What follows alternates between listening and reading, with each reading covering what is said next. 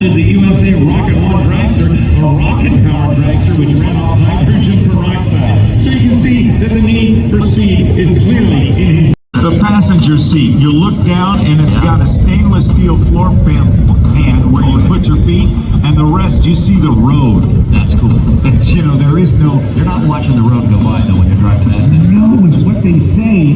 Like in the Tesla that we rode in today, you put your head on the headrest and look forward, because if you're not, you'll never get your basic straight out. One more time, ladies and gentlemen, are you ready for the Blue Angels? That we can hear. The next voice you will hear will be that of Lieutenant Commander Thomas Zimmer. Good afternoon, ladies and gentlemen. Your United States Navy Flight Demonstration Squadron takes pleasure in performing for you this, one of our many practice flight demonstrations.